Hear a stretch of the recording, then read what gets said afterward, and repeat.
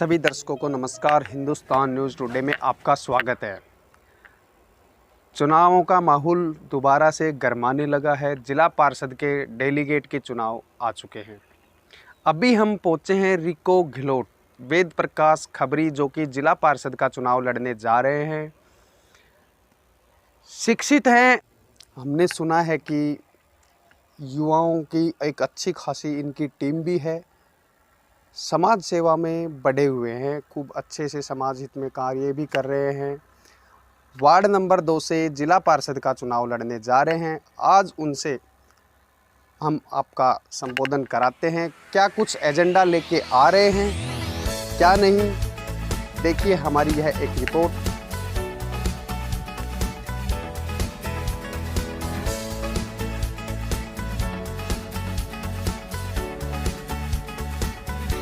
से मतलब पढ़े लिखे भी हो, लेकिन आपने राजनीति में आने का कैसे क्या मन बनाया, आप बता सकते हैं थोड़ा? सबसे पहले तो हरिओम जी, मैं आपके इस चैनल के माध्यम से मेरे पितातुल बुजुर्गों को, माताओं बहनों को, मेरे युवा साथियों को मैं नमस्कार करता हूं, जिनके आशीर्वाद स्वरूप आज मैंने चुनाव लड़ने का ये मन बनाया है।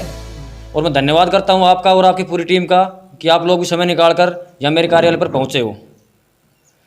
रही बात शिक्षा के क्षेत्र में आने की, मैं मेरा परिचय दूँ हरिओम जी आपको। मैं 2014 का बीटेक पास आउट हूँ Neemrana Saint Margaret engineering college से। हरिओम जी, कभी से ही मेरा समाज सेवा करने का मन रहा है। मैं बीटेक पास आउट करके मैं किसी कंपनी में जॉब करने लग जाता, किसी एमएनसी कंपनी में जॉब कर लेता, अच्छी मैं सैलरी भी ले लेता, लेकिन वहाँ मैं इतने लोगों की सेवा में नहीं कर पाता, इतने लोगों से मैं नहीं जुड़ पाता। मेरा मन है मैं अपने क्षेत्र में रहकर अपने क्षेत्र के लोगों की समस्याओं को उठाऊं, मैं उनकी समस्याओं का समाधान उठाने के लायक वो मुझे इस लायक बनाएं कि मैं उनकी समस्याओं को उठाता रहूं और उनकी जो भी समस्याएं छोटी मोटी जो मेरे लायक बनती हैं मैं उनकी मदद करूं। तो ये सब सोच के हरिओम जी, आजकल राजनीति में पढ़े लिखे युवाओं की ज़रूरत है। मेरे इस कार्य को देखकर या मेरे इस राजनीति में आने के कारण को देखकर और भी युवा इससे प्रभावित हों और वो लोग भी अपना कैरियर राजनीति को चुनें और लोगों की सेवा करें। फिर सर, आप राजनीति में आ गए हो तो आप जिला पार्षद का चुनाव लड़ रहे हैं, तो आपका क्या एजेंडा रहने वाला है इस चुनाव में? हरिओम जी, अभी तो चुनाव की घोषणा भी नहीं हुई है, लेकिन हमारे बहुत से एजेंडे हैं। बिजली पानी के एजेंडे तो बताऊं हरिओम जी, सबसे बड़ी समस्या हमारे क्षेत्र में ब्लड बैंक की है।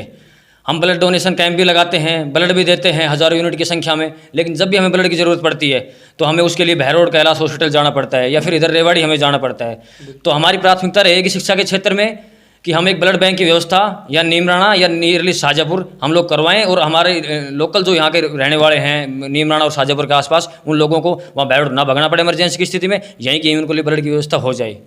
दूसरी चीज़ हरिओम जी, एक चीज़ आप देखते हो, सुबह सुबह बहुत से बच्चे रेस के लिए, व्यायाम के लिए सड़कों पर रेस लगाते हैं, घूमते रहते हैं, अनहोनी की संभावना बनी रहती है। बिल्कुल बिल्कुल सर।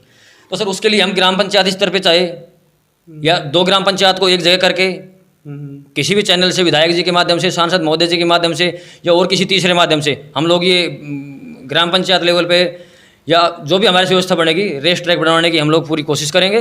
और तीसरा मुद्दा जो हमारा रहेगा, हमारे इस वार्ड नंबर 2 में नीमराना, शाजापुर और घिलोट तीनों औद्योगिक क्षेत्र आते हैं। बिल्कुल।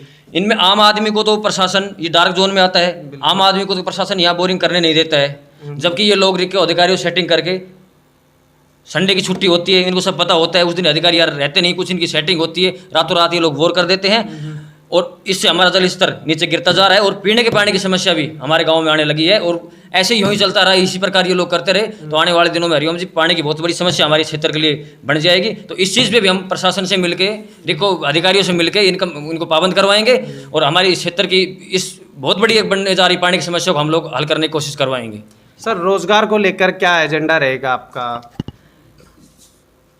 सर, रोज़गार की समस्याएं देखो, एक तो मैंने सबसे बड़ी समस्या ये है कि ये लोकल लोगों को ये कंपनियां रोज़गार देते नहीं है, जबकि हम अपने स्तर पे प्रयास करेंगे, इस चैनल के माध्यम से प्रयास करेंगे। जिला पार्षद सीधा इतना बड़ा पद तो नहीं होता है कि मैं जाके विधानसभा में बोलूँ या मैं संसद में बोलूँ, लेकिन हम एक चैनल के माध्यम से विधायक जी के सामने हम जाके, सांसद महोदय के सामने हम जाके हम इस बात को रखेंगे कि हमारे लोकल लोगों को, जब ज़मीन हमारी चली गई, बिल्कुल पैसे हमें उस टाइम मुआवजा बहुत कम मिला, अब पानी का धोन हमारा कर रहे हैं, हम लोग रोज़गार के लिए फिर कहाँ जाएँ?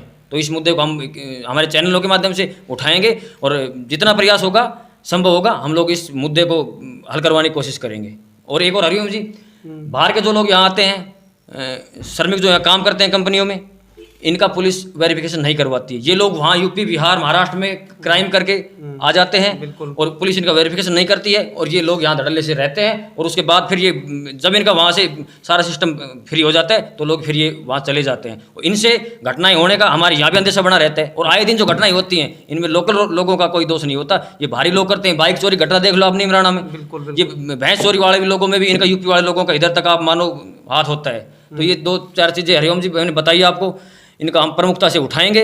और भी क्षेत्र की जो समस्याएं हैं, शिक्षा को लेकर क्या रहने वाला है? शिक्षा को लेके हरिओम जी मैं आपको बता दूं, जिला पार्षद जो होता है, जिला परिषद सदस्य, वो स्कूल की जो बीएमसी होती है ना, एसएमसी, स्कूल मैनेजमेंट कमेटी, उसका सदस्य होता है।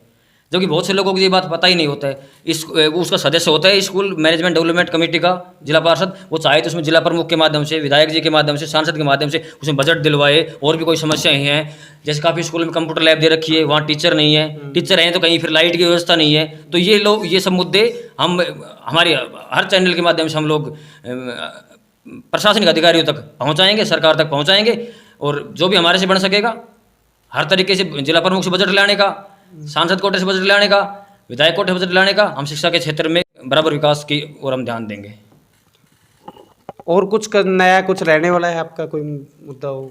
जी, मुद्दा तो बस मैंने आपको 4-5 मुद्दे मैंने आपको बताए हैं। और मैं धन्यवाद आपके इस चैनल के माध्यम से मेरे युवा साथियों को मैं करना चाहता हूं कि जिनकी बदौलत आज मैं इस मुकाम पर हूं। मेरी बहुत अच्छी युवा टीम है, वो आपने भी देखा होगा। हाँ, सुना भी है, देखा भी, आपकी टीम भी अच्छी मजबूत टीम है। और मैं इस चैनल के माध्यम से धन्यवाद करता हूँ हरिओम जी। मैं इसका एक सबसे बड़ा रीज़न ये है कि मैं उन सभी को मेरे परिवार का सदस्य मानता हूँ। और रात को किसी ने मेरे को 12 बजे फ़ोन कर दिया, अभी मैं बताऊँ आपको 2-3 दिन पहले घटना, 12-1 बजे मेरे पास फ़ोन आया कि ब्लड चाहिए कैलाश हॉस्पिटल।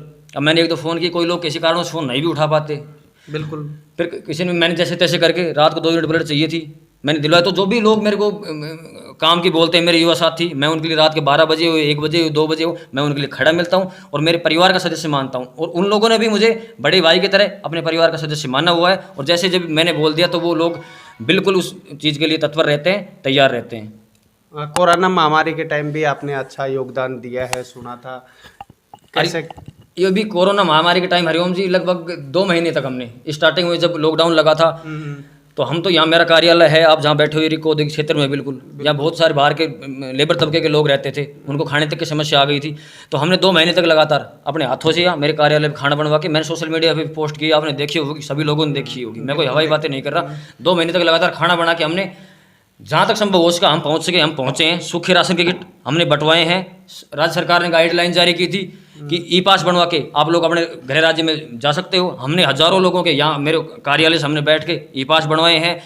पटवारी जी से बात करके, सरपंचों से बात करके, संबंधित ग्राम पंचायत से, एसडीएम तक भी हमने बात की है। और रोडेज बसों की व्यवस्था जो प्रशासनिक के सहयोग से हुई थी, उनमें हमने उन लोगों को घर भेजा है। और हमारे से जो भी मदद हुई है लॉकडाउन के दौरान, असंभव मदद हमने की है। ठीक है सर, यदि आप पार्षद बनते हो तो ये सब एजेंडे आपके कामयाब होंगे?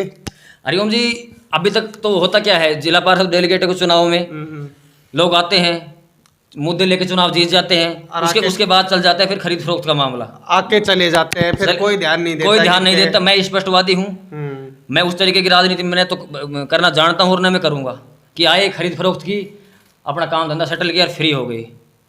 कोई आने उसके बाद कोई आके पूछने वाला है ही नहीं कि जनता क्या कर रही है। ना कोई मीटिंग, पार्षद जिला पार्षद मीटिंग में नहीं जाते वहाँ लोग, ये डेलीगेट है, ये पंचायत समिति मीटिंग में नहीं जाते, कोई जनता के बीच में आके हालचाल पूछने वाला है ही नहीं। तो इन सब चीज़ों से हटकर हरिओम जी हम आपको बताएंगे, मैं आपको काम करके बताऊंगा, जनता को काम करके बताऊंगा कि आपने कोई पार्षद चुना है और एक नया हम एजेंडे के साथ हम काम। सर, आपने अब तक वार्ड में क्या क्या कार्य किए हैं, थोड़ा और बता सकते हैं? सर, मैं काफ़ी, आप देख रहे हो काफ़ी दिन से मैं वार्ड में एक्टिव हूँ। मैं किसी भी गांव, वहाँ पर जहाँ से वार्ड स्टार्ट होता है, 2 नंबर वार्ड, ढेक वार्ड से लेकर इधर आप बावड़ी तक चले जाओ, चौबारा तक, हर गांव में मैं हर सामाजिक कार्यक्रम में, हर धार्मिक कार्यक्रम में मैं, मेरे युवा साथियों ने जो भी खेल प्रतियोगिता करवाई, चाहे वॉलीबॉल हो, क्रिकेट हो, मेले हो, कोई भी धार्मिक आयोजन हो, माता का जागरण हो, वहाँ मैं पहुँचा हूँ। हर किसी के सुख दुख में, विवाह हो, शादी समारोह, और सुख दुख में भी मैं सब लोगों के, जहाँ भी मेरे को पता लगा है मैं पहुँचा हूँ। और आगे भी मैं चुनाव के बाद भी मैं इसी तरीके से, मेरी सारी जो चीज़ें हैं आना जाना सुख दुख में सभी लोगों के सहयोग करना ये जारी रहेंगे। और एक एजेंडा और मैं आपको बताऊं, मैं लेके आऊँगा कि जो हमारे जो वृद्ध लोग हैं, बुजुर्ग लोग हैं, वो किसी कारणवश किसी को वहाँ नहीं माना था, कोई जा नहीं पाता, किसी को कोई सरपंच ठीक से पेश किसी के सामने नहीं आता, तो उनके सामने वृद्धावस्था पेंशन की एक बहुत बड़ी समस्या रहती है। तो मैं जिस तरीके से मैं वोट मांगने में घर घर जाऊँगा, उसी तरीके से मैं घर घर जा, चाहे मुझे घर घर जाना पड़े या गांव में कैंप लगाना पड़े, सभी जो इस चीज़ के जो बुजुर्ग जो पात्र होंगे वृद्धावस्था पेंशन के, उनको वृद्धावस्था पेंशन दिलाना ये मेरी पहली प्राथमिकता रहेगी सर। ठीक है सर, थैंक यू।